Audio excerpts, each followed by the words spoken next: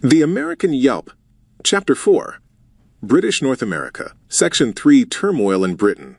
16th century England was rife with religious conflict. While Spain plundered the New World and built an empire, Catholic and Protestant English monarchs vied for supremacy and attacked their opponents as heretics. While a religious settlement under Queen Elizabeth made Protestantism the official religion of the realm, godly Protestants, termed Puritans by their critics, believed the Church of England retained ceremonies and practices that were essentially Catholic. In the 1620s and 1630s, large numbers of these dissenters traveled to the New World in the hopes of creating a truly godly community, though others continued the struggle in England. By the 1640s, political and economic conflicts between Parliament and the Crown merged with long-simmering religious tensions. The result was a series of bloody civil wars that encompassed England, Scotland, Wales, and Ireland. Colonists reacted in a variety of ways to these wars, but all were affected by these years of turmoil. Following a series of battles between royalists and parliamentarians in 1642 to 1646 and 1648 to 1649, King Charles I was defeated and executed for treason. On May 19, 1649, Parliament declared England to be a republic, though in 1653 the Commonwealth of England became a protectorate under the military leader Oliver Cromwell. These changes redefined England's relationship with its American colonies, as the new government under Cromwell attempted to consolidate its hold over its overseas territories. During the civil wars of the 1640s, the political and economic elite in the Chesapeake sympathized with the Crown, while religious dissenters in the New England colonies tended to favor Parliament. During the war, the colonies officially remained neutral. However, they feared that support for either side could involve them in war. Even Massachusetts Bay, which nurtured ties to radical Protestants in Parliament, maintained neutrality. Charles's execution challenged American neutrality. 6 colonies, including Virginia and Barbados, declared allegiance to the dead monarch's son, Charles II. Parliament responded with an act in 1650 that levied an economic embargo on the rebelling colonies, forcing them to accept Parliament's authority. Parliament argued that America had been planted at the cost and settled by the English nation, and that it, as the embodiment of that Commonwealth, possessed ultimate jurisdiction over the colonies. It followed the embargo with the Navigation Act of 1651, which compelled merchants in every colony to ship goods directly to England in English ships. Parliament sought to bind the colonies more closely to England and prevent other European nations, especially the Dutch, from interfering with its American possessions. Continuing political turmoil, exacerbated by Cromwell's death in 1658, led to the return of the monarchy under Charles II in 1660. The restoration was followed by further attempts to integrate and profit from the empire. This included the granting of new proprietary colonies to royal favorites, the imposition of new navigation acts, and the establishment of a new executive council known as the Lords of Trade and Plantations. Following Charles II's death in 1685, his brother James, Duke of York, became king. James II imposed additional imperial reforms, including the creation of the Dominion of New England in 1686, which consolidated New York, New Jersey, and the New England colonies into one administrative unit. While this was ostensibly an attempt to counter the military threat from French Canada, English colonists greatly resented the loss of their autonomy. The Dominion's governor, Sir Edmund Andros, did little to assuage fears of arbitrary power when he forced colonists into military service for a campaign against Native Americans in Maine in early 1687. For many colonists, impressment signified the imposition of arbitrary power on a free people. James II's Catholicism and admiration for absolutist rule in countries like France also generated suspicion and resentment in England.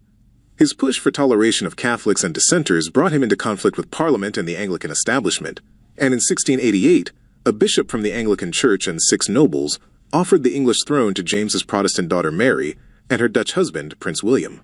When William landed in southwest England with a massive naval fleet, James fled to France. This coup was called the Glorious Revolution, and was accomplished with little bloodshed in England but considerable violence in Ireland. After nearly half a century of social and political turbulence, the 1689 Bill of Rights established a constitutional monarchy that secured a Protestant succession, legislative supremacy for Parliament, and the individual rights of English subjects. Though imperial authorities in the Americas attempted to keep the events of 1688 secret, colonists soon learned of developments in England. News of James's deposition was followed by popular risings against colonial administrators in Boston, New York City, and Maryland.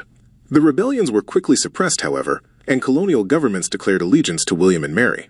For many free colonists, the Revolution of 1688 was indeed glorious, as it united them in a Protestant empire that stood counter to Catholic tyranny and absolutism, a religion and form of government embodied by France. The political system established in England and its empire after 1688 would last until the revolutionary rupture of the 1770s. Section 4. New colonies. By the time of the Glorious Revolution, the English Empire in America had grown significantly from its fragile beginnings in the Chesapeake Bay in 1607. From New England in the north to the Carolinas in the south, England established a large, contiguous territorial presence along the Atlantic seaboard in addition to its colonies in the Caribbean. A number of new colonies were established in the 1630s. In 1632, King Charles I granted a territory of about 12 million acres in the Chesapeake Bay to Cecilius Calvert, 2nd Lord of Baltimore, a Catholic who named his colony Maryland after the king's Catholic wife Henrietta Maria of France. In addition to aiming to profit from overseas plantations, Calvert intended his colony to be a refuge for his fellow Catholics. Most early migrants to Maryland were Protestants, however, and most of these were dissenters from neighboring Virginia who resented authorities' attempts to impose adherence to the Church of England. In 1650, Maryland Puritans revolted and set up a government that prohibited both Catholicism and Anglicanism. Though the Calvert family regained control in 1658, religious tensions in Maryland persisted. 2 years after the Glorious Revolution, the Calverts lost control of the province, and Maryland became a royal colony. In New England, the colonies of Connecticut, New Haven, and Rhode Island were also created in the 1630s. The increasingly populous area around Boston led Thomas Hooker and his congregation to leave Massachusetts and establish Connecticut in 1636. 2 years later, John Davenport, Theophilus Eaton, and other Puritans settled in the Quinnipiac River Valley area of Connecticut and established New Haven, which was officially organized in 1643. New Haven would be absorbed into Connecticut in 1665, but its religious tradition endured with the creation of Yale College in 1701. Religious radicals founded Rhode Island in 1636. After negotiating for the land with the local Narragansett sachems Canonicus and Miantonomi, Roger Williams and other colonists agreed on an egalitarian constitution that established religious and political freedom in the colony. The following year, Anne Hutchinson, expelled from Massachusetts for leading private religious meetings, conventicles, and challenging the authority of the colony's clergymen, settled near Providence. Others soon arrived, and the colony was granted a charter by Parliament in 1644. Because of Rhode Island's policy of toleration, it became a haven for Quakers, Jews, and other persecuted religious groups. In 1663, Charles II granted the colony a royal charter establishing the colony of Rhode Island and Providence plantations. Colonies were also established in New England's south. The mid-Atlantic region between New England and the Chesapeake Bay possessed significant natural advantages. The region's climate was healthier than the Chesapeake and more temperate than New England, and had 3 highly navigable rivers, the Susquehanna, the Delaware, and the Hudson. In 1664, the English conquered the region claimed by New Netherland, which Charles then awarded to his brother James, Duke of York, creating the colony of New York. Shortly after obtaining his new colony, James granted the territory between the Hudson and Delaware rivers to 2 English noblemen. These lands were split into 2 distinct colonies, East Jersey and West Jersey. East Jersey was settled by Dutch, English, and Scottish migrants. West Jersey was populated primarily by English Quakers. Proprietors of both Jerseys sought to have tenants cultivate the land, and promised Protestants who came to the territory religious liberty and an elected assembly. While in 1702 the Crown reunited East and West Jersey and made the province a royal colony, social tensions originating in the founding decades would persist well into the Revolutionary era. Charles II issued charters for a number of other proprietary colonies after the Restoration. Carolina, situated between Virginia and Spanish Florida, was granted to 8 lords proprietors in 1663. The lords proprietor offered incentives to potential settlers that included religious tolerance, political representation, exemption from fees, and large land grants. Significant numbers of former indentured servants and Quakers already inhabited the Albemarle Sound region, having fled Virginia in the 1650s. These groups' desire for independence and successful resistance to the authority of the Lords Proprietor led to the creation of the separate province of North Carolina in 1691. English settlers also came to Carolina from Barbados. In 1670, 3 ships of migrants from Barbados arrived at the mouth of the Ashley River, where they founded Charlestown. Many of these settlers brought enslaved people to the colony, who cultivated rice and indigo on large plantations along Carolina's coast. Though operating within an English commercial agricultural framework, the expansion of rice production in the 1690s integrated African, Native, and Latin American farming practices. The importance of African knowledge and labor to the economy is indicated by the fact that, by the 1710s, South Carolina was the first province in North America to have a majority black population. The last proprietary colony, Pennsylvania, was established by one of West Jersey's proprietors, a man named William Penn. The son of an admiral in the Royal Navy, Penn became a Quaker in 1666, by this time officially the Religious Society of Friends, or simply Friends. As repayment for his father's support during the Restoration, in 1681, Charles II granted the younger Penn a vast province of about 45,000 square miles west of the Delaware River.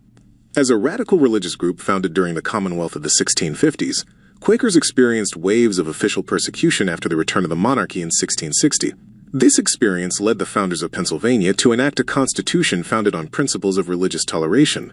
Quakers' commitment to nonviolence also inspired a policy of peaceful relations with the region's Native Americans, with land obtained through purchase rather than force. A combination of freedom of conscience, cheap land, representative government, and high wages fostered the colony's rapid growth, with people from across Europe settling in the province. In 1685, Penn noted that the people of Pennsylvania, quote, are a collection of diverse nations in Europe, as French, Dutch, Germans, Swedes, Danes, Finns, Scotch, and English, and of the last equal to all the rest. While conditions were favorable for free immigrants of modest means, a general colonial demand for labor led Pennsylvanians to eagerly purchase enslaved people. In 1684, the Bristol vessel Isabella arrived in Philadelphia with 150 captive Africans on board, who were quickly purchased by colonists. While many wealthy Philadelphia Quakers, William Penn included, purchased enslaved Africans, a minority of Quakers opposed the institution. In 1688, friends from Germantown, outside of Philadelphia, submitted the first formal anti-slavery petition in America. In 1693, the Quaker George Keith published an exhortation and caution to friends concerning buying or keeping of Negroes in Philadelphia, the first printed anti-slavery tract in English America. Though this small group of Pennsylvania Quakers inaugurated a tradition of anti-slavery activism in America, slavery would be crucial to the mid-Atlantic economy. The wheat grown by farmers in the Delaware and Hudson River valleys found its largest market in the West Indies, where it fed the island's enslaved workforce.